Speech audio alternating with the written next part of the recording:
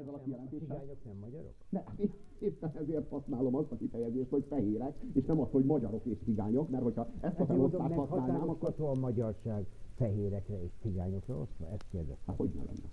Hát miért nincsenek cigány származású magyarok? Nincsenek nem cigány származású magyarok? Hogy ne lenne? Rónai úr, meghatározható, azt kérdezek vissza, meghatározható a magyarság? Ez nagyjából azt a kérdéskört nyitja itt ki, mint amit Amerikában próbáltak eltüntetni az elmúlt évszázadok során a fehérek és a feketék között, hogy egyszerűen meghatározzuk magunkat bőrszínünk alapján. De az, hogy vannak bizonyos kulturális és szociokulturális problémák. Ez nem feltétlenül bőrszín függő. De senki nem is a bőrszínről beszélt. Hát, én ugyan nem beszéltem a bőrszínről. Én arról beszéltem... A fehér az micsoda? Nem, miután így hangzott el a kérdés, én erre reagáltam. Egyébként ez hogy jön az én főpolgármester jelöltségemhez? Hát ugye ezt kérdezem majd meg Setély Jenőtől, ön pontosan ugye? Tudja, hogy jön. Most azt olvasom önről a Facebookon, hogy rasszista, cigánygyűlölő, nagyon komoly poszthegyek jelentek meg arról, hogy miket beszélt össze a szegénységről, és arról, hogy hogyan kellene a nyomorgó családok gyerekeit bentlakásos iskolába küldeni. Azzal vádolják, hogy a Jobbik programját akarná megvalósítani Budapesten. Ezeket lehet olvasni. Hogy, én azt mondtam el, hogy a segélyezési politika az jelenleg a nyomort finanszírozza. Ez azt jelenti, hogy ha megszülető gyerekek után folyósít az állam segélyt, azzal arra ösztönzi a nyomorban élőket, hogy a döngölt padlóra újabb és újabb gyerekeket szüljenek. Ez egy zsákutca. Ez az út, ez a szakadékba vezet. Ezért én ezt a segélyezési politikát megfordítanám, és azért járna a segély, ha valaki nem szül a nyomorba gyereket. És hogyha... Megtiltaná nekik, vagy hogy mondjam, azt premizálná, hogyha nem lesz több gyerekük? Nem. Ez azt mondja, azért jár a segély, ha valaki nem szül. Ilyen program mondjuk Kínában van? Igen. Én azért... Nem? Én felszámolom. Hát ott a túlnépesedés ellen volt egy hasonló. Hát de ez ugyanaz, nem? Ha jól értem akkor hadd kérdezek vissza. A magyar állam finanszírozza azt, hogyha valaki a nyomorba akar szülni, támogassa pénzzel a döngölt padlóra megszülető gyerekeket a családoknak? Jó ez? Helyes ez? Ez az út, ezt kivezet a nyomorból? Kivezeti Kelet-Magyarországot a nyomorból? Az igazság az, hogy én elkezdtem gondolkodni azon, hogy vajon mi lehet a megfelelő politika, amely emberséges, és Magyarország első és legfontosabb válságát hatékony módon kezeli, ugyanakkor a humánum szellemében jár el. És ezeket a válaszokat én a legmesszebb menő humánum és a legmesszebb menő személyes együttérzés szellemében, ugyanakkor viszont mégiscsak hatékony módon próbáltam megfogalmazni.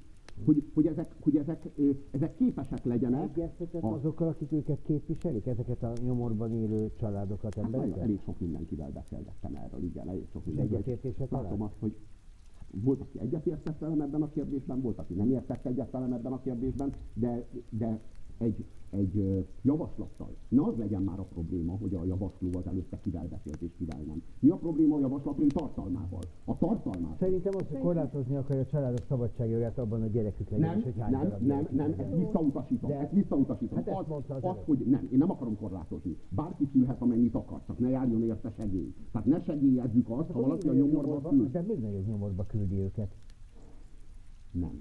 Nem, éppen ellenkezőleg.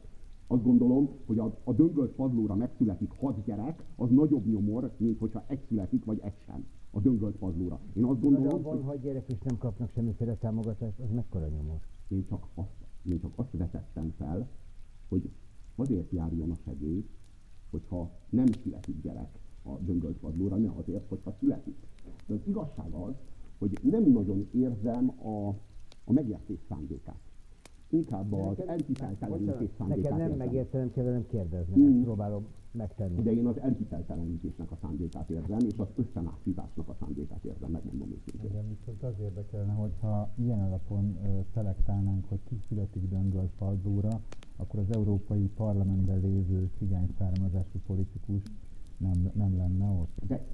De én nem mondtam, hogy ne szülessen a Döngölt Padlóra. Nem, ha nem segítették volna a családját, hogy felnevelhesse a gyermeket tisztességben.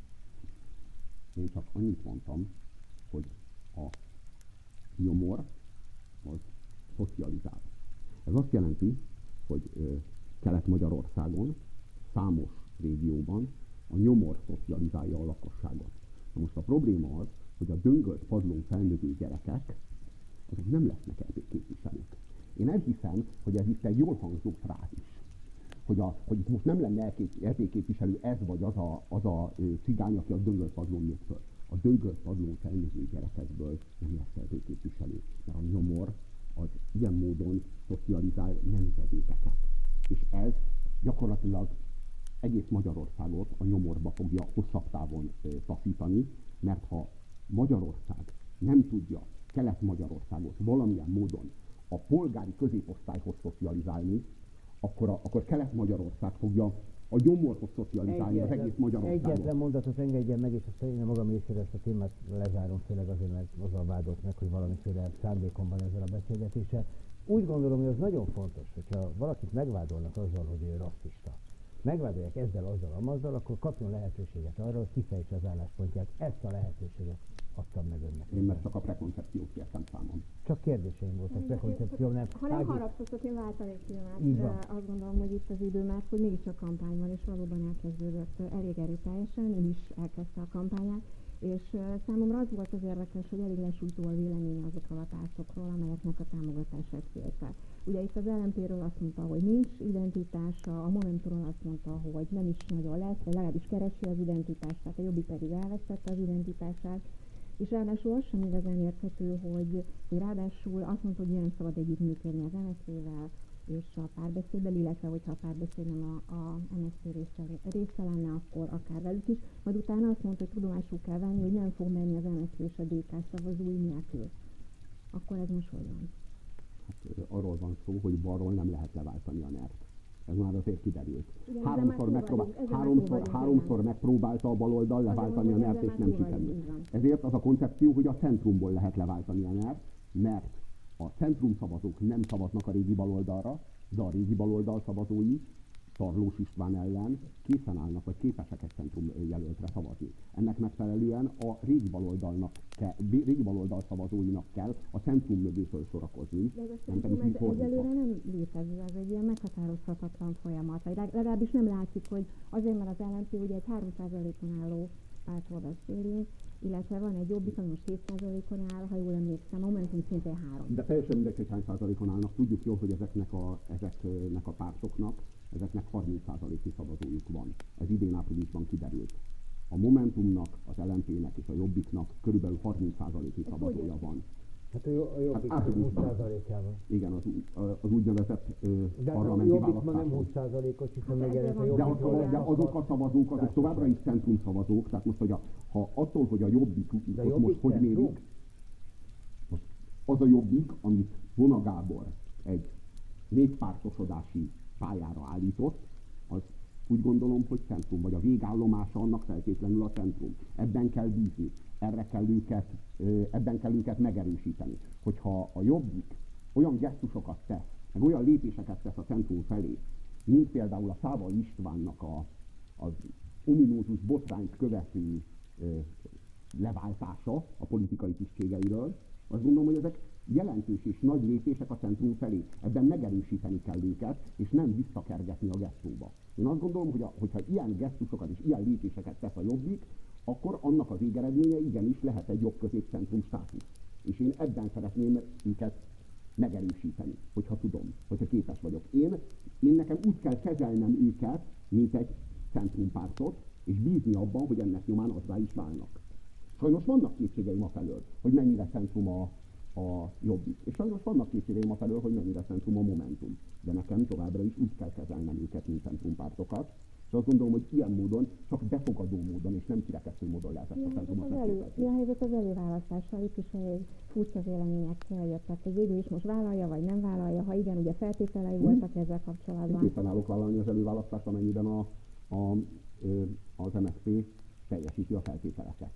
Tehát amennyiben nem az MSZP irodán kell szavazni, vagy a DK irodáján kell szavazni. Áll vagy bukik ez a történet?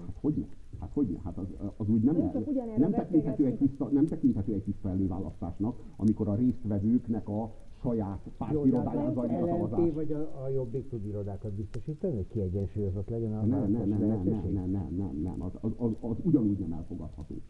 Semleges pálya? Természetesen. És egy semleges rendező szerv. Tehát arról szó nem lehet, hogy az MSZP meg a DK aktivistái számolják a szavazatokat, és a személyes adatokat ők kezeljék. Én ahhoz nem fogok asszisztálni, hogy egy demokratikus intézményt kiüresítsenek és adatbázisépítésre használjanak. Csak ezekről a technikai kérdésekről beszélgettünk az MSZP politikusokkal, nem tudom, több héttel ezelőtt is. Ugyanezek a problémák voltak, tehát láthatóan nem nagyon haladnak előre a megoldás felé. Én a Karácsony Gergellyel egyeztetek. A Karácsony Gergely nagyon rugalmasnak tűnik. A kérdések 90%-ában már meg is állapodtunk.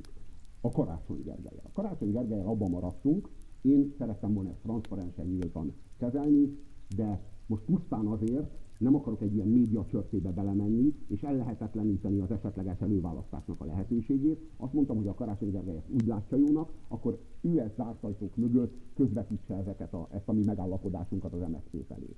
Most én várom a választ, az igazság az, hogy az MSZP nagyon eltűnt. Én várom az MSZP-től az értéknyilatkozatot is, mert itt van egy ilyen mitikus értéknyilatkozatuk, aminek az aláírását kizárólag baloldali szavazók képesek megtenni, elkövetni. Gondolom, hogy valami olyasmi kell, hogy legyen a szövegében. Én nem olvastam, de valami olyasmi kell, hogy legyen a szövegében, ami az egyszeri fideszes trollokat így elriasztja. Mint az ördögöt a nem olvasta. De mondott egy fontos dolgot, tehát Karácsony Gergellyel megállapodott. És higgyel, az is fontos, amit elmondott. Azt gondolom, hogy ez hogy engem kitámogat, ez egy mellékes kérdés. Hát ahhoz képest nem, hogy lenézően nyilatkoznak egy 3%-os pártról, miközben Puzsér Robertről azt tudjuk, hogy Ungár Péter nagyon támogatja, amúgy meg egy önjelölt, nem? Mondhatjuk azt, hogy önjelölt, igen. De hogy az igazság az, hogy ez a garnitúra, amelyik itt sefteli el az országot, meg zülleszti el az elmúlt 30 év során, na ők nem önjelöltek. Ők nem önjelöltek a maguk részéről. Ők a népszuverenitásnak a világa. Hát mondjuk azért ezek a csapatok megmérettették magukat az áprilisi választáson, ez kétségtelen. Le is szerepeltek, de azért tudják pontosan azt, hogy mennyien támogatják őket, erre valószínűleg nem túl büszkék, de Puzsér Róbert nem tudja, hogy van-e 3%-a. De számít ez? Nem számít? Számít, hogy van 3%-on, vagy 3000%-en? Hát olyan szempontból, hogy mennyire magas lóról beszél, azért számít. Nem számít. Miért számítson? Miért kellene, hogy számítson? Hiszek egy programban. Azt a programot áll szándékomban versenyeztetni a politikai osztállyal. És azt a programot szeretném megvalósulni, látni a következő 6 évben. Ezért indulok. Ez a program, ez egy zöld, baloldali, európai, nyugatos és kifejezetten emberi léptékű Budapestet céloz. Ha erről a Budapestről kéne beszélni, nem arról, hogy Puzsér Robertnek mennyi szavazója van, mennyi támogatója van, hány százalékon áll. Újságírói szerepből. Majd beszélünk a programról is. Szóval a program kommunikációjának mennyiben része az, hogy inkább többet rúg az ellenzéki vetélytársakban, mint mondjuk Tarlós Istvánban?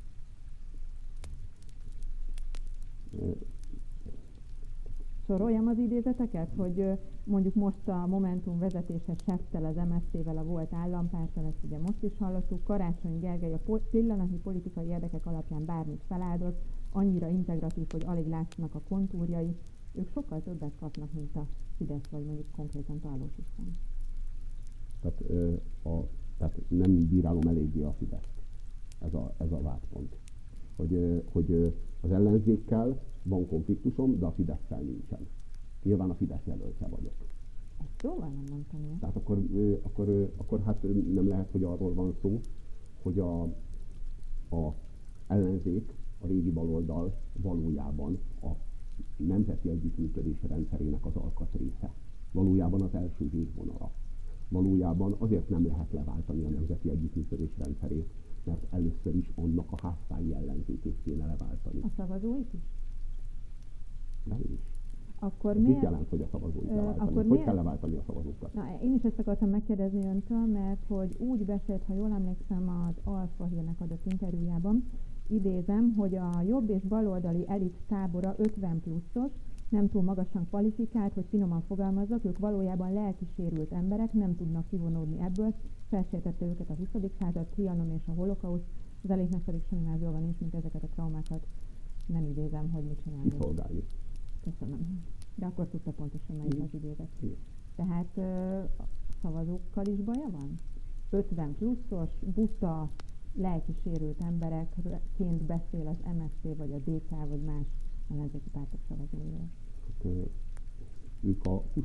századnak a traumatizált túlélői. Akárhogy is. Csak hogy a politikának ma a 21. században már nem a 20. századnak a sérelmeiről kéne szólni. Nem arról, hogy Horthy Miklós vagy Károly Mihály, hanem a 21. század kihívásairól kéne szólni. Csak hogy addig, ameddig a 20. század sebeibe újra meg újra savat csöpögtetnek azok a politikusok, akik a 20. század traumáiból élnek. Én ezt értem, abból, hogy a 20. századnak őket kihasználják, de ő meg butának és nem túl magasan kvalifikáltnak minősíti az ellenzék szavazótáborának nagy részét, akik egyébként, ha nem szavaznak önre, akkor nem fogja tudni leváltani Tarlós Istvánt. Ez mennyire jó stratégia? Nem érdekel a stratégia. Nem érdekel, hogy kifizetni, nem érdekel, hogy nem rugok bele mindenkibe. Akkor ezek így szokott udvarolni, vagy ez hogy működik? Nem udvarolok. Miért kéne udvarolnom, vagy egyáltalán miért kéne eladnom a portékámat? Nem látom be. Tehát én a meggyőződésem mentén képviselek egy bizonyos programot, meg képviselek egy bizonyos szemléletet. Szeretném megképezni a centrumot, miután azt látom, hogy nem csak Magyarországon, hanem nemzetközileg, akárhova megyünk, mindenhol kiürül a centrum. Szélsőséges rossz válaszok születnek, amelyek az ellentétes szélsőségnek a szintén rossz válaszait erősítik, és ezek a szélsőségek kölcsönösen erősítik egymást. Folyamatosan polarizálódik a társadalom, a centrumban megképződik egy vákum. Ezeket az árkokat, amikor így minősít pártokat, szimpatizánsokat, a köztársasági elnök példát még nem is idéztem. Nem mélyítem ezeket. Ők mélyítik ezeket, ők ebben utaznak. Ők abban utaznak, hogy a 20. századnak a halottjait kihancolják, és ővelük folytassanak politikai diskurzust, ne pedig a 21. század kérdéseiről, a 21. század alapjaival folytassanak politikai diskurzust. De nem ez volt a kérdés. Az volt a kérdés, hogy miért minősíti néniknek, bácsiknak, meg butáknak az MSZP és a DK szavazóit, és egyébként a kampányban miért visz előre az, hogy bajszos emberi ürüléknek nevezi a köztársasági elnököt a CEUS tüntetésen. Ez politikai teljesítmény? Nem tudom, nem nagyon értem a kérdését. Tehát, hogy most azt kéri rajtam számon, hogy nem beszélek kellő tisztelettel arról az Áder Jánosról, aki lebontja a jogállamot Magyarországon. Több tiszteletet kéne tanúsítanom, vagy smúzolnom kéne a volt állampárttal, csak azért, hogy a szavazóikat magamhoz édesgessem. Milyen referencia ez, amit ön számon kér rajtam? Ez az elmúlt 30 év politikusainak és politikai kultúrájának a működése. Én ezzel szakítani pont ezt olvastam, hogy új működést szeretnék, politikai kultúraváltást. Pont ezt akartam kérdezni, hogy politikai kultúraváltást szeretnék. Ennek az első lépése az, hogy bajszos ürüléknek nevezi a köztársasági elnököt? 0. lépése. És ez az előrefelé vezető lépés? Feltétlenül. Miért is? Tehát ez a kocsmai stílus miben hoz ide egy európai színvonalat? Amikor én kimentem tüntetni másfél évvel ezelőtt a CEU törvény ellen, akkor azt kellett hallgatnom a Kossuth téren, hogy azt skandálják a tüntetők, hogy ne írd alá János. Sok ügyben skandálták. Mint hogyha Jánosnak lenne ilyen lehetősége, képessége, meg egyáltalán János az dönthetne úgy, hogy ő ezt nem írja alá. És hogy mi igazából csak azért vagyunk itt, mi nem is igazán akarunk tüntetni, mi nekünk semmi bajunk nincs azzal, hogy János szétveri a jogállamiságot Magyarországon. Mi nekünk semmi bajunk nincs azzal, hogy János Magyarországból, meg a magyar alkotmányos rendszerből egy bohózatot csinál, hanem most minket itt Európától egyetlen aláírás választ el. Kérjük János, ne írd alá, vagy hát legalábbis János mérlegel. Hogy obszén módon fog beszélni, akkor mérlegelni fog legközelebb? Tehát, hogy miben visz ez előre? Miben visz az előre, hogy ön itt a 85 éves embereknek a kulturális viszonyulását kéri rajtam számon. Én a választók becsmérlését kérem. Én nem becsméreltem a választókat. Újra felolvassam? Tessék felolvasni. Jobb és baloldali elit tábora 50 pluszos, nem túl magasan kvalifikált, hogy finoman fogalmazzak, ők valójában lelki sérült emberek. Így van, holokauszt sérültek és trianon sérültek. Erről van szó, a 20. század traumái megnyomorították őket, és ők most is azzal állnak kapcsolatban. Az ő szavazataikra nem számít? Nem fogom kiszolgálni a traumáikat csak azért, hogy rám szavazzanak. De nem ezt kérdeztem.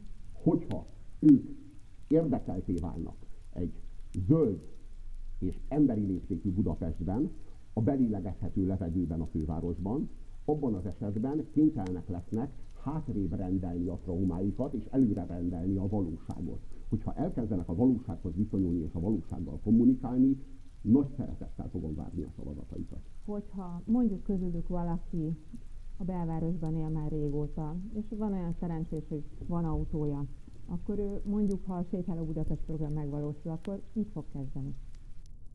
A zónán kívül fog leparkolni az autójával. Akkor is, hogyha ott lakik? Akkor is, hogyha ott lakik, igen. Neki miért lesz kevesebb joga ahhoz, hogy a ház előtt parkoljon, mint annak, aki mondjuk az Usza túloldal egy másik kerületben lakik?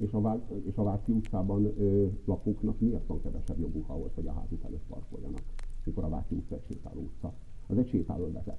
Persze. Miért van a Váci utcában lakóknak kevesebb joguk ahhoz, hogy a ház előtt parkoljanak? De a másik sarkon már állhatnak, viszont aki a belvárosban lakik, annak jóval kijebb kell parkolni. Ez egy nagyobb sétálóvezet lesz, mint a jelenlegi. Mivel, hogy a levegő kifejezetten belélegezhetetlen, mivel, hogy a város kifejezetten vasbetonban és smogban utazik, ezért én szeretném a zöld területet és a biomasszát előre mozdítani, és elterjeszteni minél nagyobb területen a fővárosban. Ezt az autók, meg az autósok bizonyos tekintetben meg fogják sínleni, mert kényelmetlenebb lesz az életük. Ugyanakkor, meg a belélegezhető levegő minőségével, meg úgy gondolom, hogy még ők is, még a felső 10% is egy jó üzletet. Lesznek plusz elkerülő utak, bővített elkerülő utak, plusz P+-szel parkoló, illetve mi van az elektromos autókkal? A programunknak a kidolgozása az májusban fog befejeződni. Tehát most kezdjük ténylegesen írni a programot. Májusra lesz 2 program. És ezekre a kérdésekre májusban fogok tudni konkrét válaszokat adni. Mert hogy az ön oldalán pont azt olvastam, hogy nem bővítik az utakat, nem lesz, mert hogy nem cél, hogy növeljék az elkerülő forgalmat, és még a tisztán elektromos autókra is nemet mondanak, mert hogy az autók irreálisan sok helyet vesznek el az emberektől. Akkor ez lesz? Tehát még az elektromos autókkal is baj van? A sétálóövezetbe semmilyen autó nem hajthat be. Tehát az a lényeg. Ha a levegőminőség a cél, akkor mi a baj az elektromos autóval? Az, hogy ez egy sétálóövezet, itt nem pusztán a levegő minőségéről beszélünk. Arról beszélünk, hogy az embereknek építjük a várost, és nem az autóknak. Arról van szó, hogy Arról van szó, hogy emberi léptékűvé szeretnénk tenni a várost. Ez azt jelenti, hogy az emberekre, a gyalogosokra, a kerékpárosokra akarjuk optimalizálni a várost, és nem az autókra. Természetesen behajthatnak az elektromos autók, amennyiben árut szállítanak, amennyiben a hajnali órákban érkeznek. Jó, tehát akkor elektromos autók úgy amúgy nem. Ugye sokszor elhangzott már, hogy azt teszi önt alkalmassá pozícióra, hogy nincs városvezetési tapasztalata, viszont akkor az ember azt gondolná, hogy majd aki mondjuk alpolgármestere lesz, ő neki lesz ilyen tapasztalata, ez szempont? Szakembert szeretnék alpolgármesternek. Név van már? Nincs. Vagy ha van is, nem nyilvános. Ezek szerint vannak nevek, amikben gondolkodunk, vannak olyan személyek, akikkel beszélgetünk erről, de ez még egyáltalán nem nyilvános. Irányban sem lehet egy-két nevet mondani? Csak azért, mert hogy ez hitelesítené azt a programot, amire sokan azt mondják, hogy hát ez még a holdban van. És szakemberek nem hisznek neki. De majd, ha lesz egy kész program májusra, ott lesznek mellette a szakemberek, akik elmagyarázzák, hogy miért lesz jó. Jó, előválasztás. Igen. változott a szempontrendszer, ha jól értem, mert hogy először azt mondta, hogy ne legyen, aztán most pedig már azt mondja, hogy legyen internet alapú és 50 000 előregisztráció, tehát minimum. Miért nem 200 000? Vagy miért nem 10 000? Azért minimum 50 000, mert azt gondolom, hogy egy budapesti főpolgármester választásnak egy reprezentatív előválasztást akarunk rendezni, akkor ott minimum 50 000 ember az regisztráljon, és minimum 50 000 embernek a szavazatai alapján mérjük fel, hogy ki legyen Tarlós Istvánnak a kihívója, hogyha akarunk Tarlós Istvánnak egy kihívót. Minden esetre én egy 21. századi megoldást szeretnék találni erre a problémára. Nem azt szeretném, hogyha az MSZP-nek az 5000 tagja döntene arról, hogy Horváth Csaba vagy Karácsony Gergely lesz Tarlós István kihívója. Tehát, hogy mondjam, azt tudjuk, hogy az MSZP-t mennyien támogatják, ugye innen indultunk, azt nem tudjuk, hogy Pozsér Róbertet mennyien támogatják Ungár Péteren kívül. De az se baj, ha engem nem támogatnak elegen. Csak elég embert kérdezzünk meg. Én ezt szeretném. Nem azt számít, hogy engem mennyien támogatnak. Azt számít, hogy hány ember nyilvánít véleményt. Ha a végén az lesz a kérdés, hogy mondjuk kijönnek az kutatási adatok, most felejtsük el az előválasztást, mert hát elég hektikus azzal kapcsolatban a helyzet. És az lesz a kérdés, hogy hát Puzsér Róbert nem támogatják annyian, mint más ellenzéki jelöltet, akkor visszalép? Ha az a kérdés, hogy elindul mindenképpen, és akkor nagy valószínűséggel nem lesz leváltva Tarlós István, vagy inkább visszalép, hogy nagy valószínűséggel le legyen váltva. A régi baloldalnak a jelöltje javára nem fogok visszalépni semmilyen szín alatt. Az MSZP és a DK jelöltje javára semmilyen körülmények között nem fogok visszalépni. Hogyha lesz olyan civil jelölt, amelyiknek a szava hihetőségében legalább hinni tudok, ahogy belenézek a szemébe, és azt mondja, hogy ő igen, meg fogja valósítani a Sétáló Budapest programját 5 év alatt, és erről ígéretet tesz nekem, és én, ahogy belenézek a szemébe, képes vagyok elhinni neki ezt. Ilyen gondolatot. És civil lesz, és hiszek neki, mert hiszek jó, de neki. És mi van akkor, mondjuk, nem egy minden hájjal megkent, félhámozva az ember politikus hazudja azt nekem, hanem egy olyan civil, aki szavahihető. Hiszek abban, hogy egy politikus is lehet tisztességes, ebben nem értünk egyet, úgy érzem. Nem nagyon. Nem tud mondani nem tud mondani a mostani politikai közéletből egyetlen egy olyan politikussal, akiről azt gondolja, hogy ő tisztességes és a hazáért dolgozott, vagy dolgozik? Hát meggyőződésesen nem.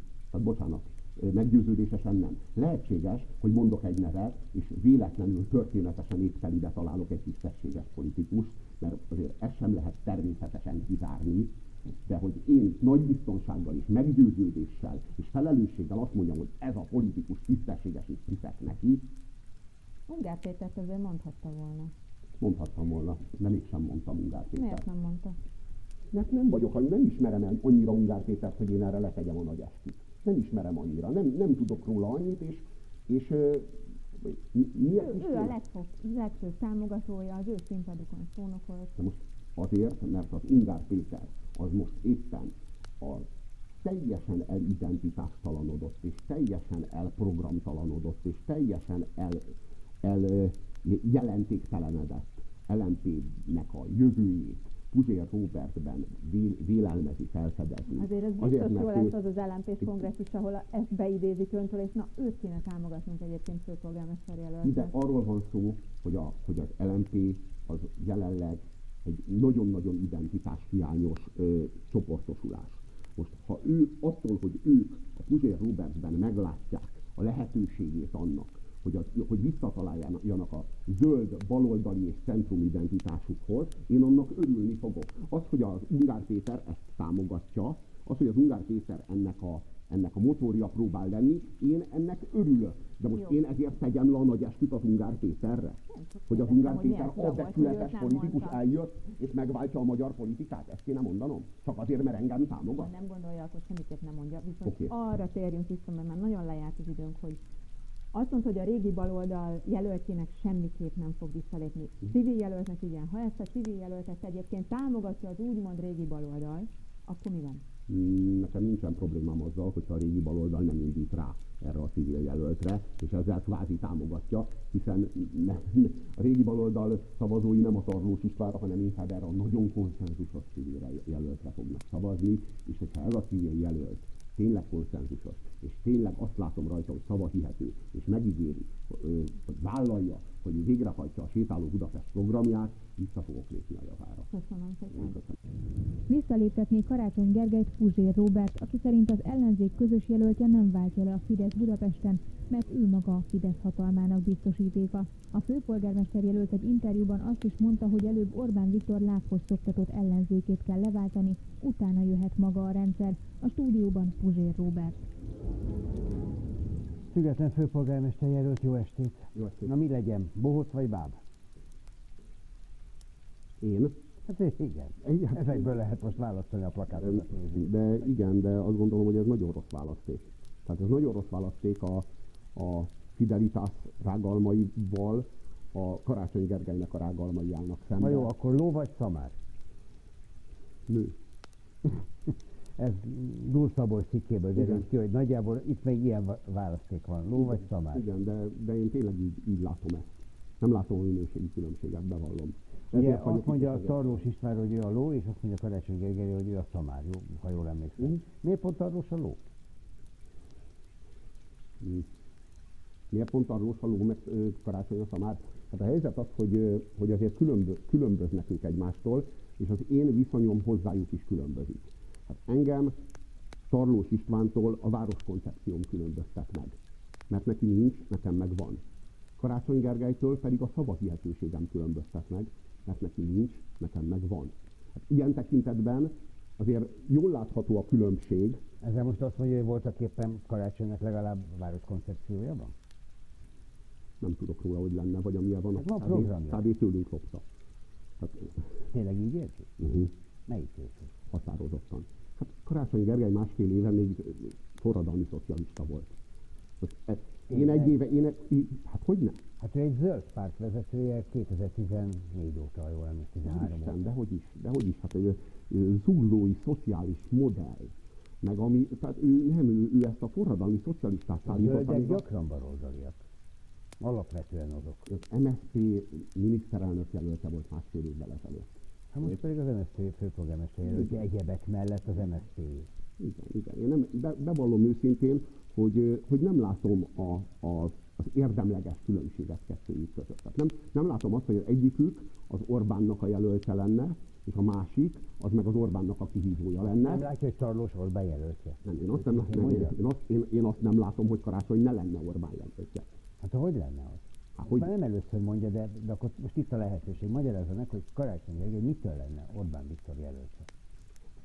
Karácsony Gergely kedvéért Orbán Viktor és Molnár Zsolt budapesti MSZP elnök másfél éve megbuktatta Botka Lászlót, aki az MSZP miniszterelnök jelöltje volt, és Szeged polgármestere. Ez a Botka... inkább összeesküvés. Ez nem összeesküvés elmélet, elnézést, Botka László szavaira hagyatkozunk. Botka László mondta ezt, ez nem egy elmélet. Senki nem esküdött össze senkivel. Botka László fogalmazott úgy, hogy Fidesz ügynökök az MSZP-ben rátámadtak. Ő fogalmazott úgy, hogy kritikusan sokan vannak az MSZP-ben olyan politikusok, akik nem győzni akarnak, hanem túlélni. A kérdés az, hogy Botka László az MSZP miniszterelnök jelöltjeként meg tudta ezt ítélni? Véletlenül igen, bár akkor, amikor ezt mondta, meglehetősen sértett volt, mert akkor már a bukott miniszterelnök jelölt volt. Hát mert megbukott miniszterelnök jelölt. De hogy érez oda, hogy Karácsony Gergely viszont másfél évvel később főpolgármester jelöltként Orbán Viktor embere? Kit állított Botka László helyére Molnár Zsolt és Orbán Viktor? Orbán Viktor állította Karácsony Gergelyt Botka László helyére? Molnár Zsolt és Orbán Viktor, igen. Hát amennyiben a Fidesz ügynökök, akik megbuktatták Botka Lászlót az MSZP-ben, azok Orbán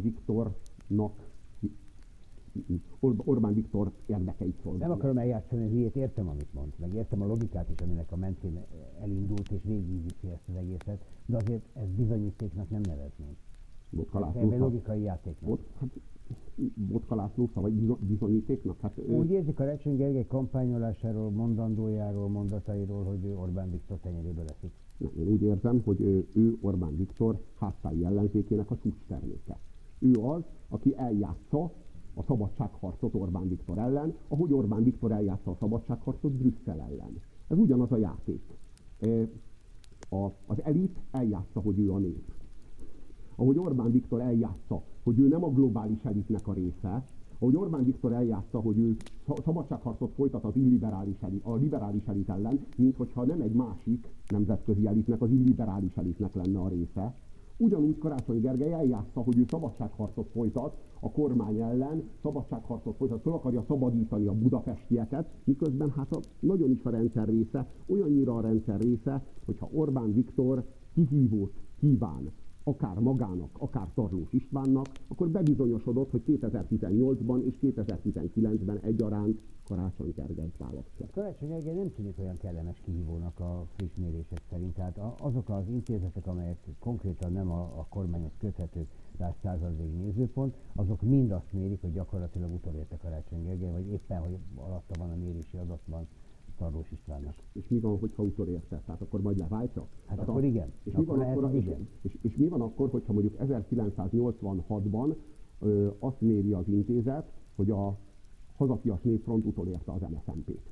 Akkor majd leváltja? Akkor valószínűleg együtt röhögünk. Akkor majd leváltja? Tehát arról van szó, hogy a Hazafias Népfront nem váltja le az MSZNP-t, mert a rendszer része. Az MSZNP hozta létre azért, hogy egy látszat alternatívát állítson önmagával szemben, nehogy megképződjön a valódi alternatíva. Ugyanígy viszonyul az MSZP a Fideszhez. Én nagyon bánom, hogy az előválasztáson nem vett részt. Ott voltak viták, valódi viták voltak a jelöltek között. Valódi viták. Azok voltak. Valódi viták. A valódi vitának nevezzük azt, ahol Karácsony Gergelynek egyetlen egy kérdést nem tettek fel az zuglói parkolással kapcsolatban. Valódi viták. A zuglói parkolással kapcsolatban én magam Karácsony Gergelynek az elmúlt években számtalan kérdést feltettem. Valódi vitának nevezzük azt, ahol Karácsony Gergelynek az 5 évvel ezelőtti a zuglói kampányban tett ígéreteiről szó sem esett. Szó sem esett arról, hogy ő megígérte Papság Ferencnek az elszámoltatását. Szó sem esett arról, hogy ő megígérte a zuglóiaknak, a ligetfáinak a megvédését. És aztán ezekből nem tartott be semmit. Nyilvánvaló, meg tudta volna védeni a ligetfáit? Utána volt, ha jól emlékszem, kormánydöntés arról, hogy a városligeti beruházás a kormány... Nem tudta volna, ezért nem lett volna szabad megígérni. Nem szabad megígérni olyasmit, amit nem tud betartani. Nem kell Tiborcadót ígérni, hogyha nem adóztathat Budapesten, mert a főváros nem adóztathat. Tehát, amikor Tiborcadót ígér Karácsony Gergely, ez egy fedezetlen ígéret. Most mit csinál akkor a háztáji média, amikor a Karácsony Gergely valami olyasmit ígér, amit hát nem nehéz elhinni, nyilvánvalóan nem hozza napirendre az 5 évvel ezelőtti hazugságait, hogy el lehessen hinni a frisseket. Ezt hívjuk úgy, hogy egy vita, ahol mindenki elmondhatta az álláspontját. Nem ígértem meg. Megint az történt, hogy én kérdeztem a programjával kapcsolatban, abban az összefüggésben mondta, hogy Karácsony Gergely programját öntől lopta. És kérdeztem, hogy mit, hogy legalább adjunk felületet annak, hogy Puzsér Róbert mondja el, hogy mi a programja. És igazából megint eltelik most 10 perc, és Karácsony Gergelyről beszélünk, és nem ahelyett, hogy a programját mondaná. Azért is fontos ez, mert mit ígér Budapestnek? Mi az, ami betartható, és biztosan be tudja tartani? Ez valami újdonság, hogy így a programom érdekes. Múltkor is érdeklődtem. A helyzet az, hogy 6 szakmai konferenciát rendeztünk, ahova meghívtuk minden alkalommal a sajtóképviselőit, az ATV-t is. Ebből a 6 szakmai konferenciából 1 alkalommal volt ott az ATV. Hát nekünk kifejezetten úgy tűnt, hogy az a program ez annyira nem érdekes. Viszont amikor bejöttem ide, akkor fasisztázva voltam, meg rasszistázva voltam, meg cigánygyűlölőzve voltam. Tehát a helyzet az, hogy ez valami újdonság, igen, ez valami újdonság, hogy érdekes a program. Hát a helyzet az, hogy 1 éve én ezt a programot elég nagy nyilvánosság előtt, elég széles körben ismertettem. Akkor most nem érdemes elmondani a nézőknek? Azt hiszem, hogy a budapestiek tudják, hogy mit ajánlok. Sétálóvezetet kínálok a körúton belül, illetve a Budai Várat és a Tabánt a Lánchíddal egyetlen sétálóvezetben óhajtjuk egyesíteni. A sétálóvezet köré forgalomcsökkentett gyűrűt kívánunk vonni, amely biztosítja a belélegezhető levegőt és a közlekedésre alkalmas utakat. Ez egy olyan várostervezési módusz, ami Európa szerte számos városban lett kipróbálva és működik kiválóan. De ennek a feltételei Budapesten azoknak, hogy ez megteremthető legyen? Közlekedési, infrastrukturális feltételei? Nekem az a megfigyelésem, hogy ami ebben az országban, amire van politikai akarat, az megtörténik, amire meg nincs, ott jönnek a kifogások, hogy hát nincsenek meg az infrastrukturális feltételei. Én bejelentettem. kérdeztem? Nem. Az igazság az, hogy megvoltak az infrastrukturális feltételei a Groupama arénának?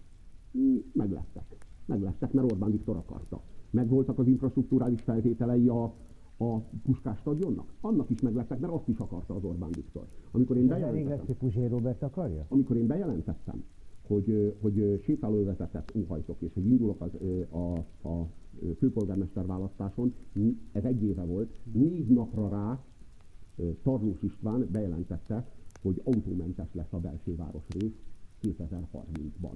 Majd 2030-ban, majd akkor, amikor megteremtjük az infrastrukturális feltételeket, mert P+R parkolókat kell építeni, stb. Tehát mindig van ebben kifogás. Azért van némi logika. Persze, hogy van benne logika, csak azt látom, hogy szándék sincsen rá. Tehát azt látom, hogy amire van politikai akarat, azt megvalósítja a politika, amire meg nincsen politikai akarat, akkor jönnek a kifogások, hogy hát majd 2030. Szeretném jelezni, hogy ez a program, amit mi kínálunk, ez egy 5 év alatt végrehajtható program. Budapestnek a költségvetését és Budapestnek a jogait Orbán Viktor 2010-ben megfelezte. Tehát egy főpolgármester jelölt jó lelkiismerettel nem könnyen ígérgethet. De a Budapest útjaihoz és köztereihez a fővárosnak továbbra is joga van.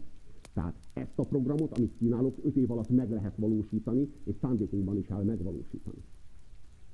Ez nem fedezetlen ígéret. meg azt mondta, hogy 2030. Tényleg azt mondta Dúl Szabolcsnak ebben az Indexes interjúban, hogy azért ígér 2030-ra, mert lehet, hogy addigra már nem is él? Én azt mondtam, hogy ezt egy távoli, biztonságos jövőbe helyezi ki, amikor talán már nem is fog élni.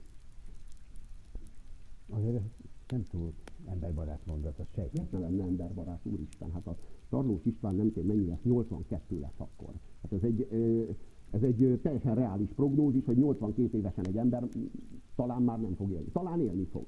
Lehet, hogy fog. Egy valami biztos, hogy az a Tarlós István akkor már, ha élni fog, nyugdíjas lesz. Ha élni fog, akkor nem lesz felelős Budapestért. Tehát egy olyan jövőbe helyeztek ki, amiért ő már nem felel majd.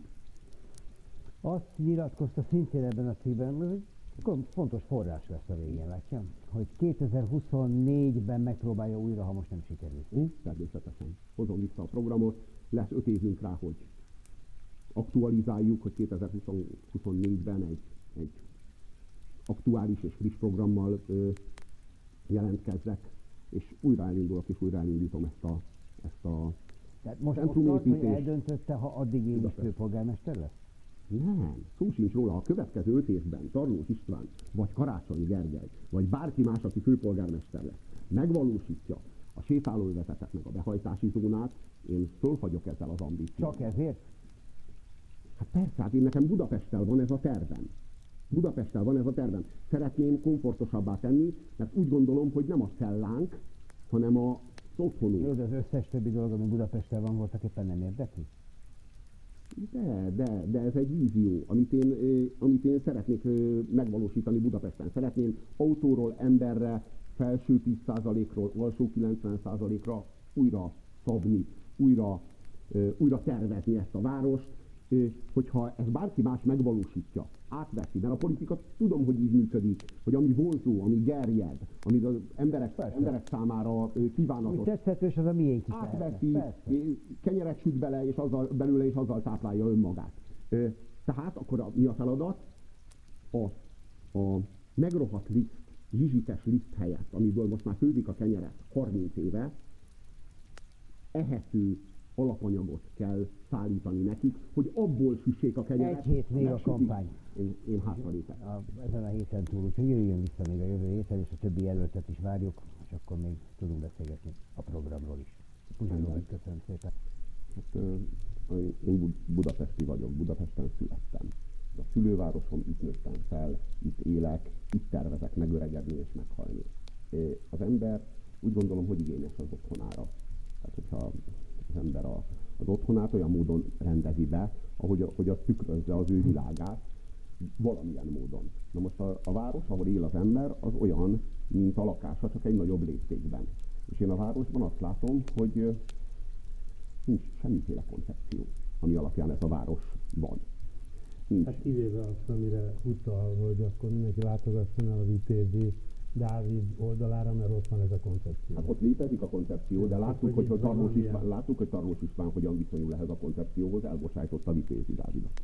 De azt kínálja, hogy az ön ízlésének megfelelő Budapest jöjjön létre?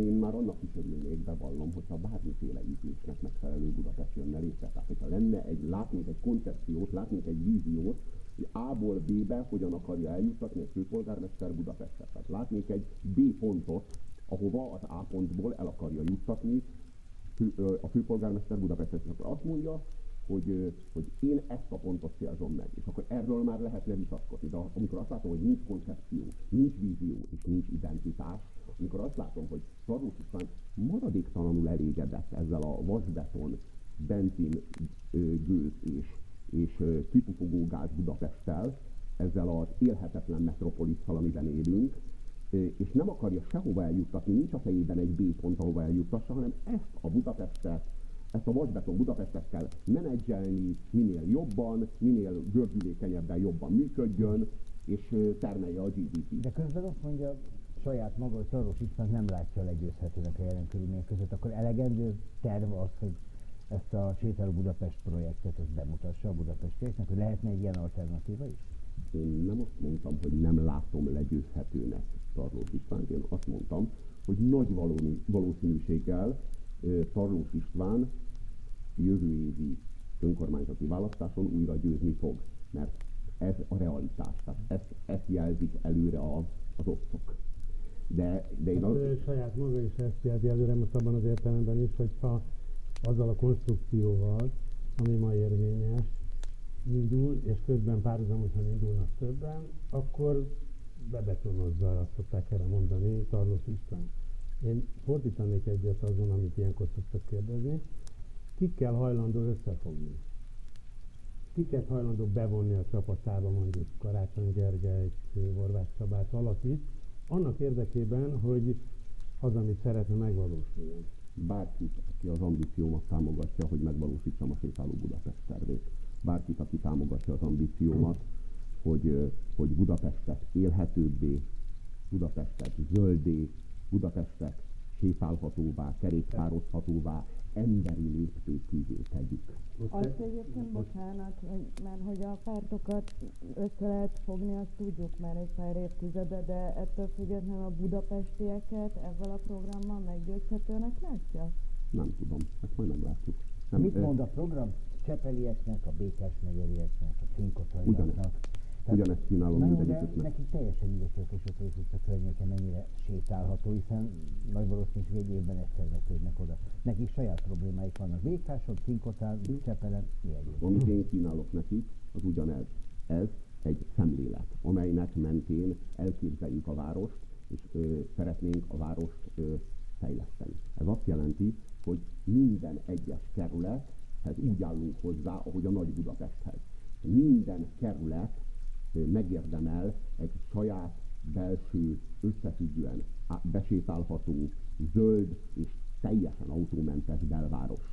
Ez jó, ez fontos, mert hogy ezek a kerületek, nem, azért fontos, mert hogy akkor az összes kerület összes polgármesterével is jó viszonyt kell kialakítania, mert ezeket a kerületeket nem a főváros központi sétáló főosztálya fogja kialakítani, mert én azt gondolom, hogy ez a pályázat, amiről beszél, ez nagyjából egy ilyen sétáló főosztály. Most nem bántal mondom, hogy van egy ilyen projekt, de ezen kívül van egészség, kultúra, színház, mindenfajta főosztályok vannak, tehát hogy nem biztos, hogy egy főosztály alá kéne berendelni az egész főváros.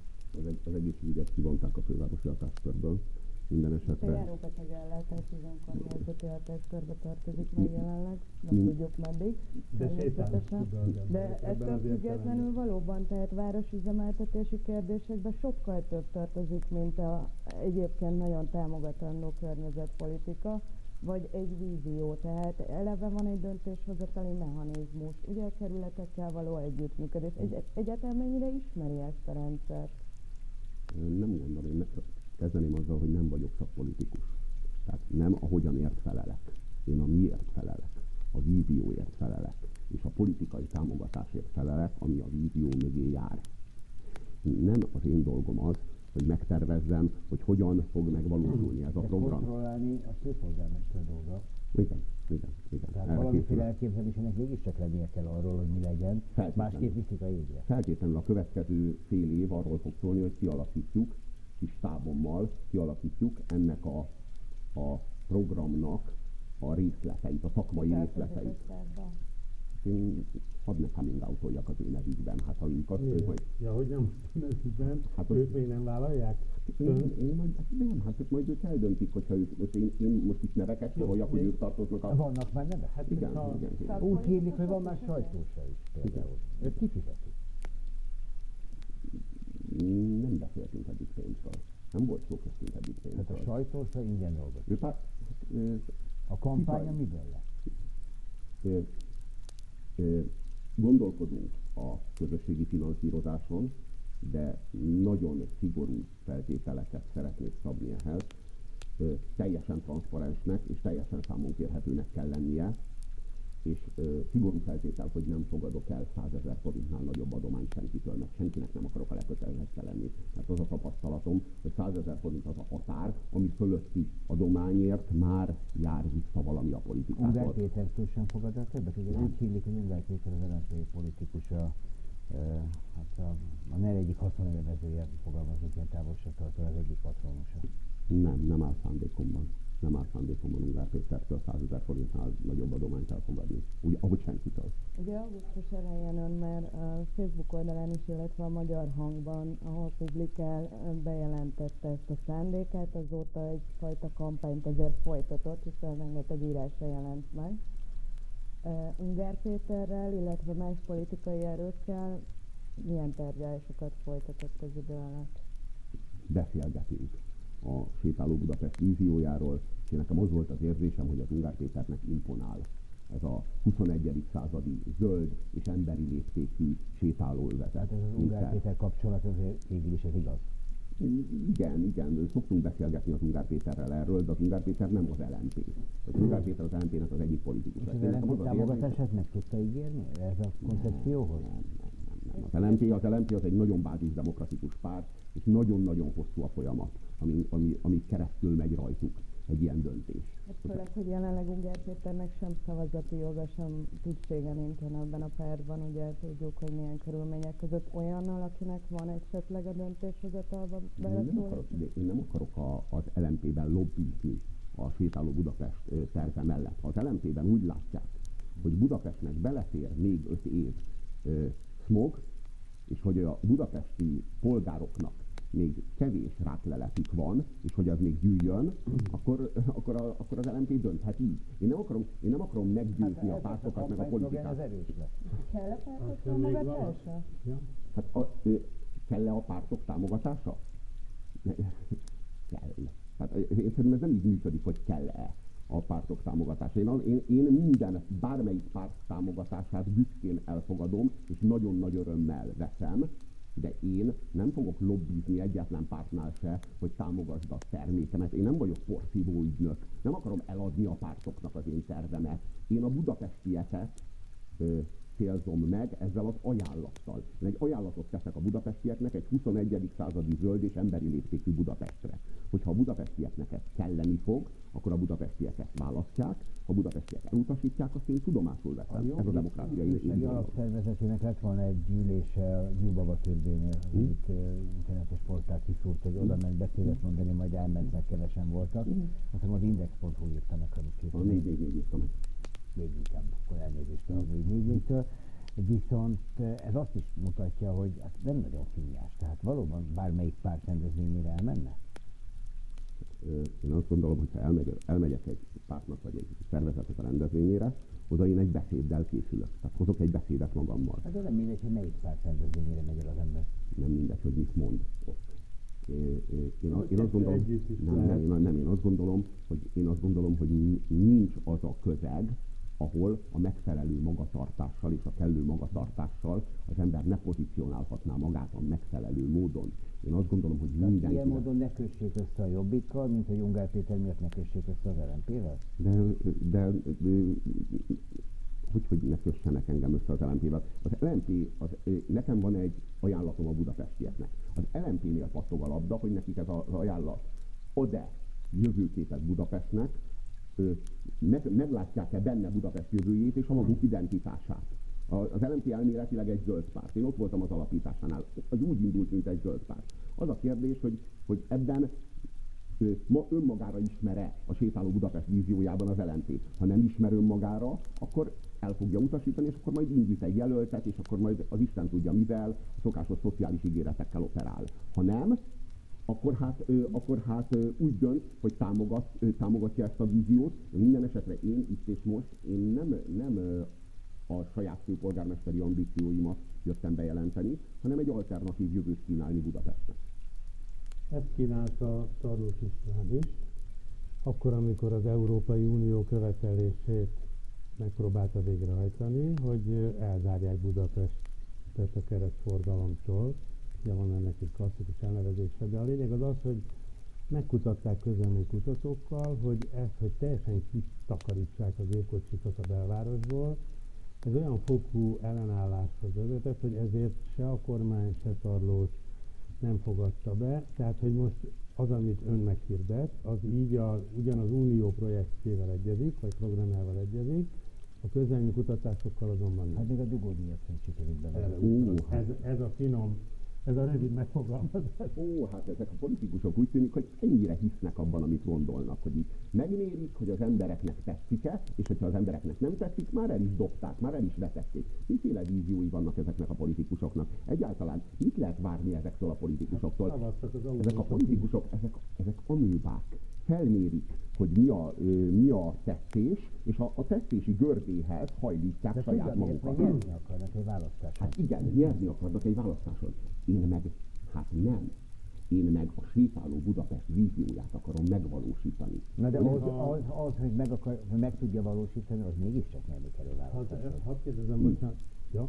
Ugyanennek a része, hogyha nyerni, ha ez a nyerés, ez a cél, az a fontos, hogy sétáló Budapest legyen, akkor akár összefogna Tarlós Istvánnal szemben másokkal ezért a célért, vagy elindulna mondjuk az előválasztáson, hogy kiderüljön, hogy ki az, aki a legjobban meg tudja ezt a célt valósítani. Mert ha Tarlós nem tudja... Hogy egészítsem ki, Tarlós Istvánnal összefogna, hogyha vállalná ezt a víziót?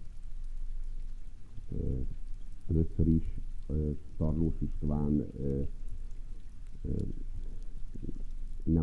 nem tett le ilyen ajánlatot nekem, hogy én lépjek vissza az ő javára, és ő akkor majd megvalósítja az én víziómat. Tarlós fenségére, hogy jegyezzenek, hogy a többiektől sem kapott még ilyen ajánlatot. Egyáltalán nem kaptam még ilyen ajánlatot, mondjuk lett volna rá 2 óra eddig, hogy megtegyék ezt az ajánlatot. Térjünk vissza erre az előválasztás dologra, mert ez szerintem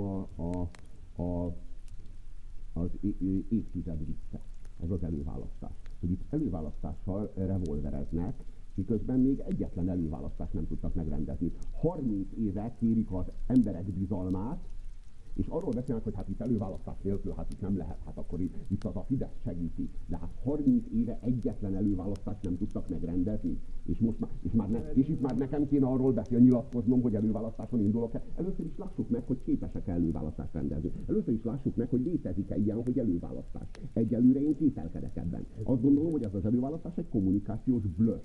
Nincs egy idézetet? Kérem. Putyini feketeöves maffia politika zajlik, amikor Orbán Putyinnal tárgyal, akkor nem csupán az Uniót árulja el Putyinnak, akkor nem csupán az atomerőművet akarja Putyintól, hanem egy berendezkedést, egy rezsimet. Orbán rendszere miatt én is az utcára vonulnék. Vagyis az előválasztás az éppen ennek a rendszernek a leváltására keletkezett. Az elmúlt 30 évben nem volt ilyen a rendszer, mint ahogy ezt ön leírja. Jó, az elmúlt 8 évben sem sikerült megrendezni az előválasztást. De ha most sikerült? Hát mondjuk induljunk ki abból, hogy előbb-utóbb minden sikerül, csak nagyon kell akarni. Ezt most úgy tűnik, hogy vannak, akik akarják. Igen, úgy tűnik, hogy nem akarják, ezért nem sikerült. Ez egy másik kérdés, de ha sikerül? hogyha sikerül előválasztást rendezni, akkor majd válogassanak, castingoljanak egymás között. Engem ne castingoljanak azok, akik összehegeztették ezt a két harmadot. Nem azok castingolnak, hanem a nép castingol akkor is. De előbb mondtam, hogy kell a pártok támogatása, bocsásson meg. Tehát akik összehegeztették ezt a kétharmadot, én nem akarok győzni. Tehát olyan számomra ellentmondásos kijelentéseket tesz ebben, ami nem úgy tűnik, mint a szavazók meggyőzésére irányulna. Mert valóban nem a pártokat kell meggyőzni, hogy támogassák Puzsér Robertet, hanem a szavazóikat. Miért kéne nekem meggyőznöm a szavazókat? A szavazók... Főpolgármester. Köszönöm. Hát, meg kéne győznöm a szavazókat arról, hogy éljenek 3 évvel tovább. A helyzet az, hogy ha a városhatáron kívül élsz, akkor 3 évvel tovább élsz, kedves budapesti választó, mint hogyha a városon belül élsz, a belső Budapesten élsz. Arról kéne meggyőzni őket, hogy amit csinál, az megcsinálható. Hogy ahhoz meg lenne a pénzügyi és a politikai háttér. Hogy megcsinálható? Igen, tehát hogy nem blöff, nem nagy duma, hanem hogyha Puzsér Robertre szavaznak, akkor abból lesz valami, amit ígér. Ebben az országban az elmúlt 30 év alatt minden megvalósult, amire volt politikai akarat. Megvalósítható, amit csak a politikai osztály eddig akart, az megvalósult ebben az országban, és csak az nem valósult meg, amit nem akartak. Akkor nem akarják. A polgármesterként is keresztül tudná vinni ezt a programot? Ha engem főpolgármesteré választanának, ez most egy hipotézis. Igen. Abban az esetben a budapestiek a Sétáló Budapest programjára szavaztak. Ez azt jelenti, hogy a budapestiek azok azért választottak engem, hogy az egyetlen programpontomat, a Sétáló Budapest programját megvalósítsam. Ezek után a közgyűlésnek, a kerületeknek, a központi kormányzatnak egyaránt kötelessége volna a Sétáló Budapest programját minden eszközzel segíteni, hogy megvalósuljon.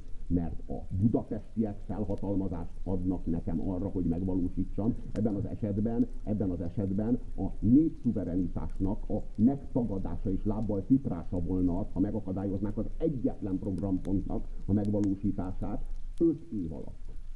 Megvalósítható 5 év alatt? Természetesen 4 év alatt. Simán. De 5 éve lesz. Lesz egy éven pihenni. Mit fog csinálni az 1 év alatt? Most, hogy mindent megcsinál, megvalósul 4 év után, és a 4. év végére lemondott. Előrehozott választás lesz? Majd meglátjuk. Jó, hát most, de most ez egy kívánságkosár, aminek az első 6 elemét én választottam ki, és minden összejött. A 7. nap pihenet. Szép. Mint az úr. Nagyjából a végén vagyunk, meg van 30 másodpercünk. Hogyha önnek lesz egy nagyon komoly kampánya, akkor abból lehet sejteni, hogy kormánypárti vagy kormányhoz közeli pénz van mögötte, vagy azt gondolja, hogy össze tudja kalapozni apró pénzekből, kis támogatásokból egy komoly kampányköltségvetését? Nincs szükségem komoly kampányra. Mert egyáltalán nem szeretnék versenyre kelni a színes, szagos marketing hazugságokkal, az együtt élünk, együtt döntünk hazugságával, amivel a politikai osztály mossa az embereknek az agyát. Nem akarok mosóporrá válni, hogy egy marketinges eladjon az embereknek. Van egy ajánlatom a budapestieknek, ez elég jól kommunikálható. Hogyha kommunikálni fogok velük, mondjuk egy óriás plakáton, akkor fehér alapon fekete betűkkel fogok kommunikálni. Egyáltalán nincsen szükségem marketingstábra, hogy az embereknek eladjon. Nem szeretném magamat a közvéleménykutatásokhoz rontani, vagy aljasítani, és egyáltalán nem szeretném, hogyha az ígérgetés mentén nyernék önkormányzati választást. Úgy szeretnék főpolgármester lenni, hogy a budapestiek arra az egyetlen programpontra szavaznak, mert kívánatosnak tartják egy emberi mértékű élhető Budapest megvalósulását. Hát egy dolog biztos, hogy összes média szereplése különös vagy különleges volt az elmúlt mondjuk bő évtizedben, ez a kampánya is ott lesz. Kíváncsian várjuk, és szerintem találkozunk ezügyben még. Köszönöm szépen, hogy a rendelkezésünkre állt ma este. Köszönjük a figyelmüket, jön a Jakub Cseh+, úgyhogy mi itt búcsúzunk az Egyenes Beszéd kontrában, önök pedig nézzék meg Jakub Cseh Gabriela ma esti ajánlatát. Viszontlátásra.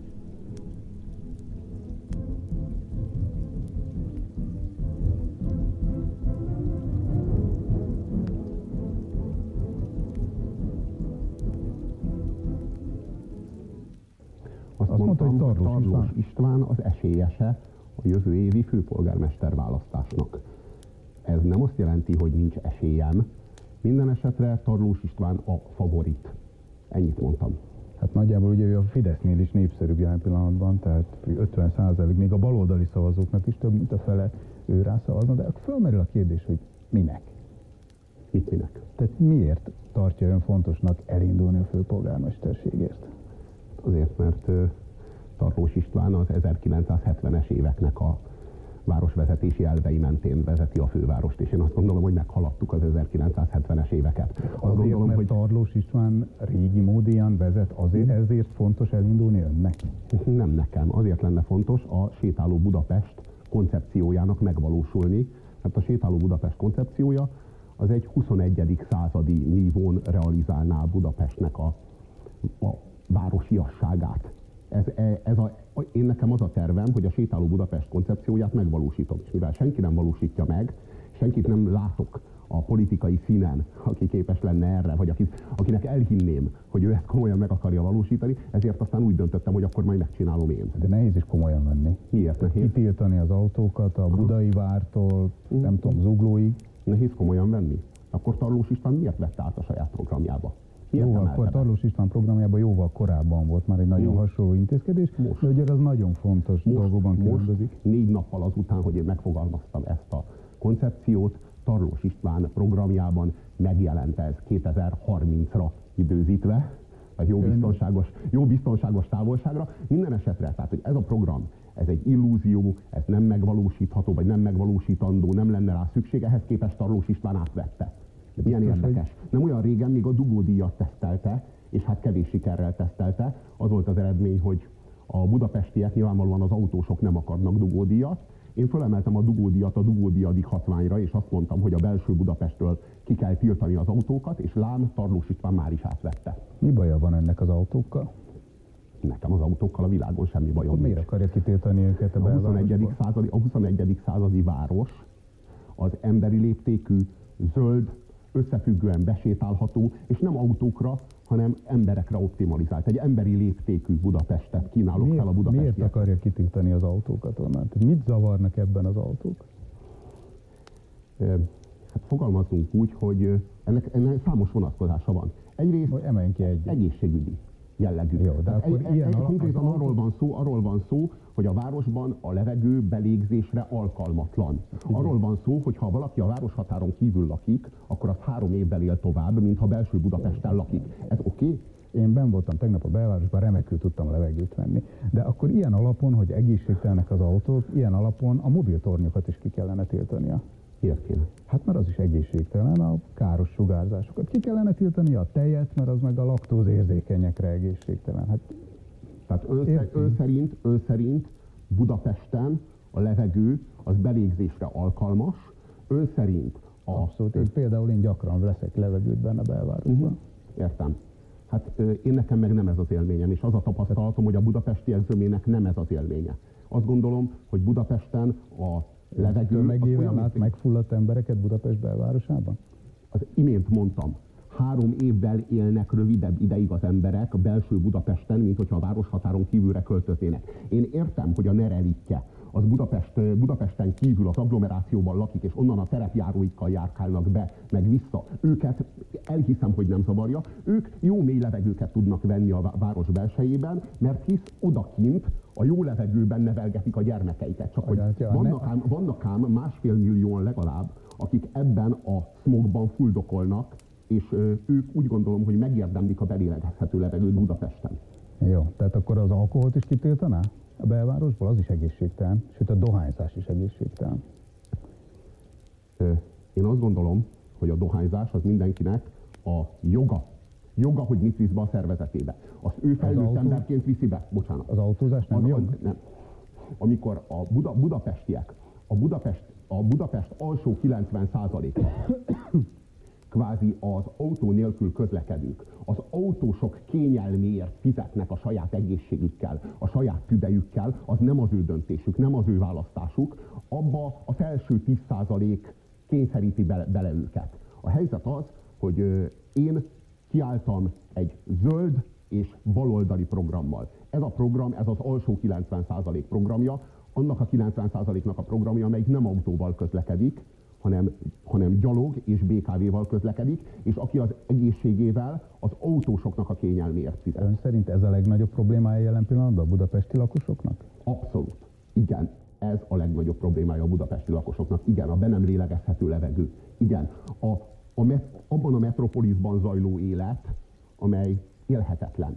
Élhetetlen. Én azt gondolom, hogy az ember emberi léptékű várost érdemel. Nem ezt a smog és vasbeton dzsungelt, ami Budapest. És amivé Budapestet, hát a posztkomcsi örökség ideértve. Demszky Gábort és Tarlós István. Járt New Yorkban, járt Londonban, járt Párizsban. Azt sem nem érdemlik meg a New Yorkiak és a párizsiak és a londoniak? Döntsenek erről a New Yorkiak, a párizsiak és a londoniak. Jártam Rómában, jártam Sevillában, jártam Koppenhágában, jártam Bécsben, és egy olyan referenciát tapasztaltam, azt láttam, hogy az élhetetlen metropolisz közepén van egy városnyi város. Egy akkora város, ami emberi léptékre és emberi mértékre lett optimalizálva.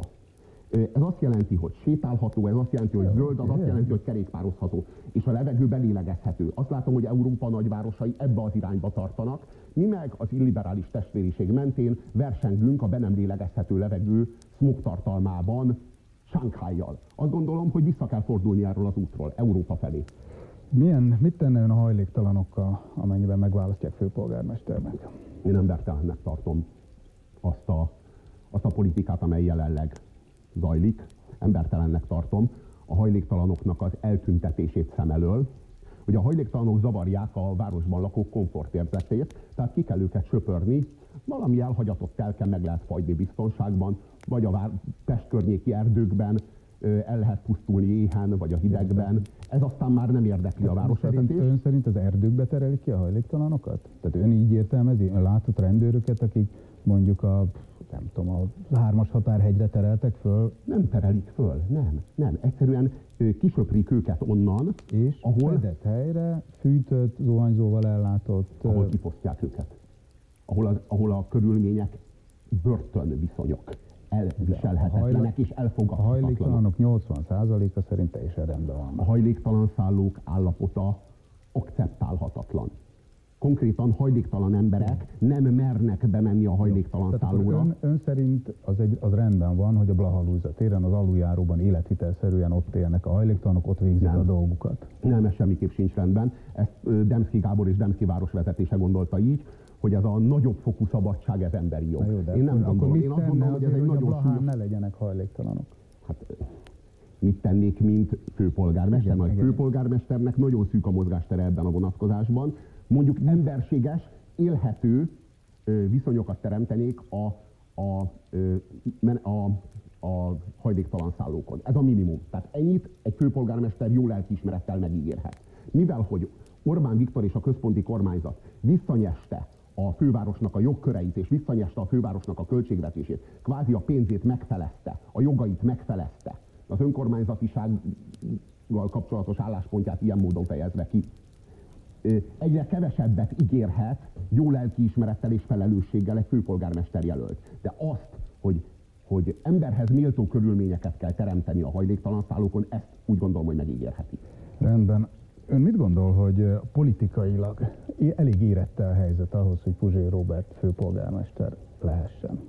Nem tudom. Politikailag elég érett volt a helyzet ahhoz, hogy Schmidt Pál főpolgármester lehessen? Arra gondolok, hogy ön nincs még egy évvel ezelőtt egy Jobbik fáklyás felvonuláson beszélt a Hősök terén. Holnap az LMP nagygyűlésén fog beszélni. Igen. És ön azt mondja, hogy nem hajlandó elindulni az előválasztáson, hogy ezen a baloldali előválasztáson, viszont mégis a baloldali pártok támogatására számít. Nem, én a centrumpártok támogatására számítok, és nagyon bízom abban, hogy egyre több és több centrumpárt lesz, vagyis azok a pártok, amelyek elkezdtek kiszédelegni a centrumból, azok visszafordulnak, és mégiscsak a centrumban találják meg a saját politikai identitásukat, meg a számításukat. Miért pont az LMP-re esett a választása? Tehát Szóval itt éles nem az én választásom esett az LMP-re. Az LMP választása esett rám. Az LMP engem meghívott a rendezvényére. Hogyha engem... Kötelező volt, igen, nem kötelező, de ha tudod, de miért nem mondhatnék én az LMP-nek? Hogy pont az LMP-re esett a választása, nem az a párt, amelyik a Vágó Gábor például nem engedi oda holnap, vagy pontosabban a Vágó Gábor megsértődött és nem megy oda, amelyikből ma lépett ki Meszerics Tamás.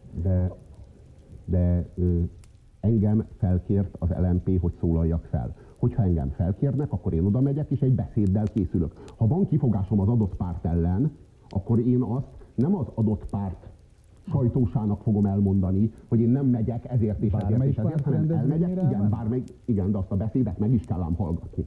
Tehát a DK meghívna? Akkor ha a DK meghívna, igen, kifejezetten elmennék, és azt a beszédet, hát nem tennék ki az ablakba. Mi Hazánk mozgalom meghívná Novák előtt, oda is elmennek? Ha Mi Hazánk mozgalom meghívna, oda is elmennék, azt a beszédet is a Mi Hazánk mozgalom politikusainak végig kéne hallgatniuk, nem lenne könnyű nekik ez.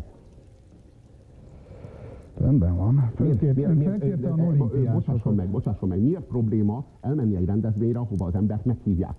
Most már elvárás, most már a jobboldali sajtó várja el az elhatárolódást, meg a kivel és kivel le nem ülést egy asztalhoz? Nekem kivel szabad és kivel nem szabad leülnöm egy asztalhoz, vajon?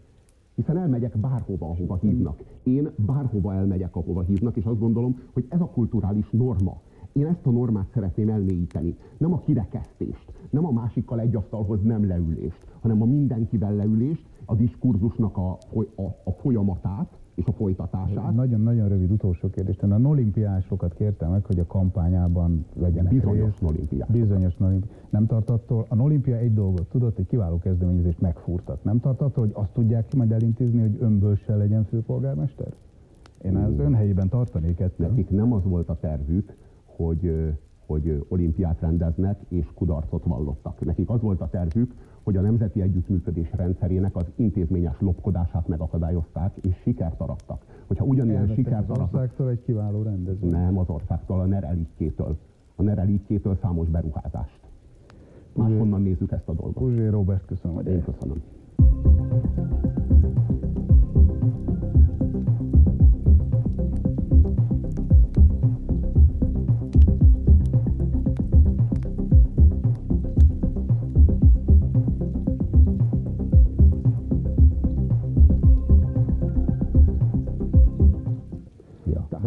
A kulturális kormányzat 3,5 éven keresztül tartott engem tiltólistán. Az a kérdésem, hogy fordulhat ilyesmi elő egy közmédiában, az én adomból működő médiában, hogy tiltólisták működnek. De egyáltalán... Én nem tudom, hogy vannak ilyenek, én nem tudok róla. Nem ezt tőlem kérdezik? Hát természetesen öntől kérdezem, hát kitől kéne kérdeznem. Ezzel nem értem, hogy kerülök én ide. Mi ez az együttműködés? Hogy fordulhat az elő, hogy a közmédiában az adófizetők pénzén én itt elmondhatom azt, hogy Tarlós István Budapestjén a levegő belélegezhetetlen. Mi ez a kollaborálás egy hazaárulóval? Például ezt nem értem. Nem ehhez szoktunk hozzá a közmédiában. Hogy én például... Hát ne haragudjon, én 25 éve dolgozom a televízióban, de olyan vendégem még soha nem volt, aki azt a kérdést tette fel, mint ön, hogy az adófizetők pénzéből őt miért hívták meg egy műsorba. Először is azt kérdezem, hogy nem hívtak meg 3,5 éven keresztül. Nézze, ez nekem nincs között, örüljünk, hogy most itt van. Na. Örüljünk, hogy most itt vagyok? Hát persze, mert kíváncsi vagyok a véleményére. Így működjön a nyilvánosság, hogy amíg nem hívják meg az embert, addig ezt ő tudomásul veszi, hogy hát nem hívják meg, hiszen egy tiltólistán szerepel a neve. De amikor meghívják, örüljön, hogy eljöhet. Puzsér úr, most azért jött ide, hogy a közmédiát feszegessük, vagy a főpolgármesteri programjáról szeretne beszélni? Örülök, hogy ezt megkérdezte, ugyanis van egy nagyon konkrét válaszom önnek. Boldog karácsonyt! Hát az még odébb van, de köszönjük szépen önnek is. Boldog karácsonyt kívánok! Boldog karácsonyt kívánok önnek, és boldog karácsonyt kívánok a nézőknek. Köszönjük szépen. Na de azért folytassuk. A program pontjában sok mindent lehet olvasni. Az előbb itt hát mondjam, hogy ellenfele, majd kiderül, hogy melyik őjük lesz, mert ha tényleg önnek mi a vélemény erről a megszavaztatjuk a jelölteket címmel? Amikor én önnek azt mondom, hogy boldog karácsonyt az ön kérdésére, akkor ön hogy érzi? Elfogadható ez a válasz? Nem. Nem elfogadható. Amikor egy független főpolgármester jelölt, ezt válaszolja egy újságírónak, akkor ez nem elfogadható. Akkor mi a helyzet akkor, amikor egy miniszterelnök válaszolja ezt egy parlamenti képviselőnek az interpellációjára? Hát én nem vagyok miniszterelnök, nem vagyok parlamenti képviselő, azt a szituációt a híradókban ismertem. De most már egészen közel járunk ehhez a szituációhoz, amikor egy kérdést egy olyan személy, akinek arra a kérdésre kulturális minimum volna válaszolni, negligál, és a kérdezőnek az arcába vágja, hogy boldog karácsonyt. Hogy jutottunk ide? Hogy jutottunk ide? Hogy egy miniszterelnök egy interpellációra boldog karácsonyt kíván. Mert ezt a közbeszédet, ezt a köznyilvánosságot a nemzeti együttműködés rendszere idáig juttatta. Hogy boldog karácsonyt kívánunk egymásnak akkor, amikor a kérdés nem arra vonatkozik. Puzsér, hadd kérdezzek valamit. Az ön egyik nyilatkozatában az áll, szabad világban akarok élni, nem kokainista, szociopaták által konstruált kafkai új feudalizmusban. Ez mit jelent? Darabonként értem, csak együtt nem. Ez Magyarországot jelenti. Magyarországot, ezt az újra konstruált félfeudális posztkádárizmust jelenti. Ezt az újra konstruált 70-es éveket jelenti, ahol tiltólisták vannak a közmédiában. Megint is meganyarodtunk ide. Nem tud szabadulni ettől a gondolattól, ez nem egy kényszer gondolat, ez Fábry Sándornak... Fogalmam sincsen a tiltólistákról. És egyáltalán, hogy fordulhat az elő, hogy annak a Fábry Sándornak, akinek annyi mindent köszönhetnek, maguk és a kurzusuk, megtiltják, hogy vendéget... Hát az önök kurzusa. Az önök... Megbocsásson, én 93. szeptember óta dolgozom a közmédiában, akkor még úgy hívták a miniszterelnököt, hogy Antal József. Milyen kurzusról beszél? Hát én arról a kurzusról beszélek, amelyik ezt a médiát működteti. Arról a kurzusról beszélek, amelyik 2015 márciusa óta tiltólistán tartja a nevemet, és nem enged bejönni abba a televízióba, amelyik az én adómból működik. Puzsér, most én otthon nézném ezt a beszélgetést, és mondjuk szimpatikusan. Nekem nézőként, és azért szavaznék rá főpolgármesterként, de itt 7 perce beszélgetünk, és a programról még egy szót nem mondok.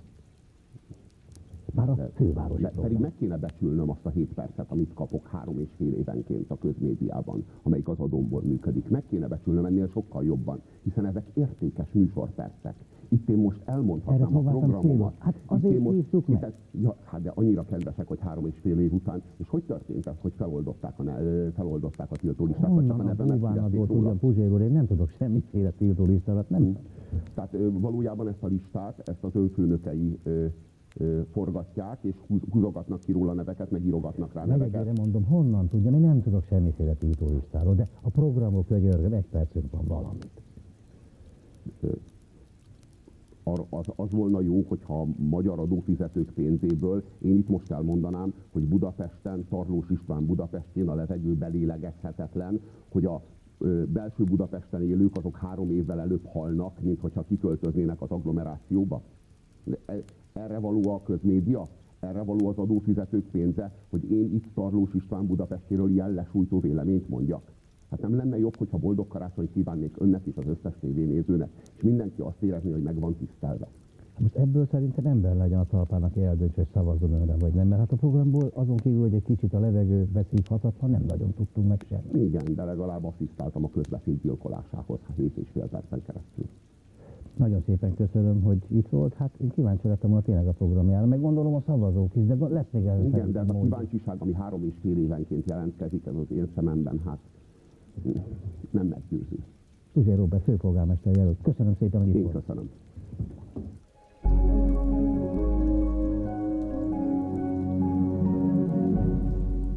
Alkalmazkodni ahhoz a territoriális szerveződéshez, ami alapján az egyén a közösségben a lakcíme alapján meghatározott, nem pedig a vérségi kötelékei alapján meghatározott. Sötét Jenő, aki roma jogvédő aktivista, és az Ide tartozunk egyesület vezetője, azt posztolta, és ez most végigfut az interneten, gondolom találkozott ön is vele, hogy miket jegyzetett ki a YouTube videóiból, és abban a cigányságra nézve meglehetősen dehonestáló mondatokat sorolt fel, egészen odáig, hogy el kellene venni a mély szegénységben élőktől és a cigányoktól legkülönösebben a gyerekeket. Én ilyet nem mondtam. Egy szóval se. Én azt mondtam, hogy az ember alatti nyomorban élő gyerekeket ki kell menteni a nyomorból. Ez szociológiai alapon meghatározott körülményrendszert feltételez.